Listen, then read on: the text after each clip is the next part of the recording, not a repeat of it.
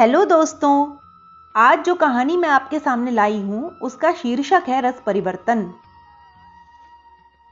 आज की ये कहानी एक मध्यम वर्गीय परिवार की कहानी है।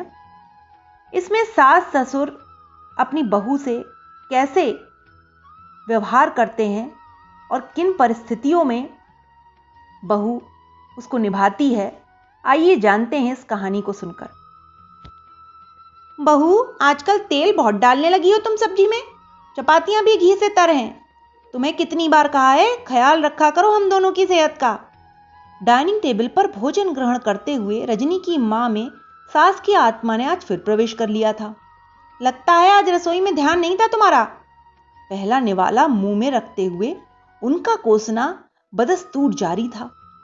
लो देखो, नमक भी ज्यादा है आज सब्जी में। सुबह की चाय भी इतनी मीठी जैसे डिब्बा उड़ेल दिया हो चीनी का। हमें क्या जल्दी विदा करने का इरादा है?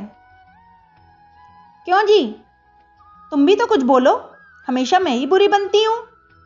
पत्नी के उलाहने पर भी मैं चुप्पी साधे हुए भोजन का स्वाद लेने में मशगूल रहा, क्योंकि मेरा मानना है कि भोजन को हमेशा ईश्वर का प्रसाद समझते हुए उनका शुक्रिया अदा करके बड़े सुकून के साथ ग्रहण करना चाहिए।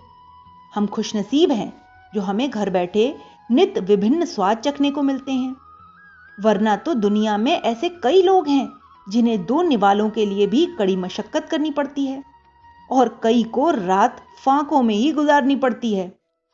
और फिर जब इतने सालों से अपनी पत्नी द्वारा परोसे जाने वाले व्यंजनों में मैंने कभी नुक्स नहीं निकाला, तो हाल फिलहाल घर में आई बहू द्वारा पकाए भोजन में मीन मेख निकाल कर उसका निरादर कैसे करता।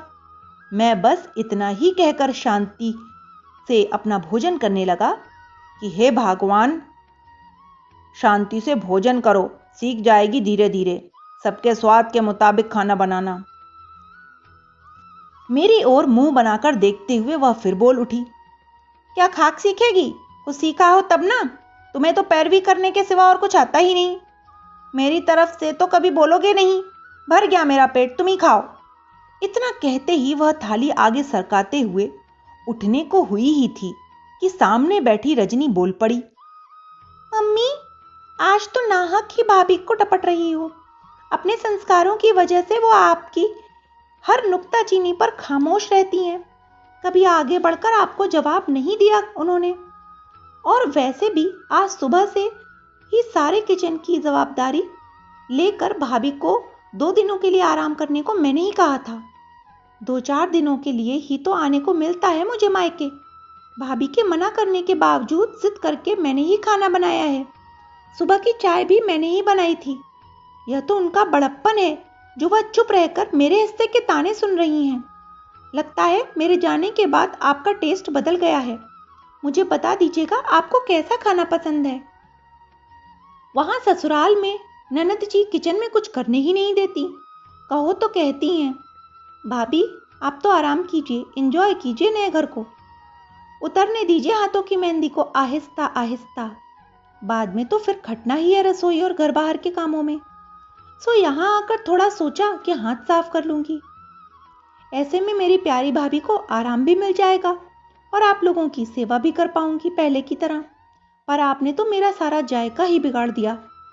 उन ननद भौजाई से आंखें 2-4 करते मंद मंद मुस्कुराते हुए आखिर मुझे बोलना ही पड़ा, अब बस भी करो रजनी, और इसी के साथ हम सब खाना खाएंगे। एक दूसरे को कनखियों से देखते हुए उन लोगों ने खाना शुरू किया। माँ भी उठते उठते फिर बैठ गईं और बड़े इत्मीनान के साथ बेटी के हाथ के बने भोजन का वास्तविक आनंद लेने में मगन हो गईं। थोड़ी देर पहले के बिगड़े जायके का पूरी तरह रस परिवर्तन हो चुका था और घर में रिश्तों में भी मिठास घुलती जा रही थी। तो दोस्तों, इस कहानी में आज जो हमने सुना वो यही था कि दूसरे के घर से आई हुई लड़की जो आपके घर की बहू बनी है, जरूरी तो नहीं कि उसे आपका घर का स्वाद पता हो। वो अपनी प्रयासों से आपका मन रखने के लिए तरह तरह के काम करती है, तरह तरह के व्यंजन बनाती है, परंतु आपकी भी जिम्मेदारी बनती है कि उसका मनोयोग बढ़ाएं और आहिस्ता से अपनी बात उसके सामने रखें। तभी रिश्तों में मिठास आ सकती है। Okay, bye.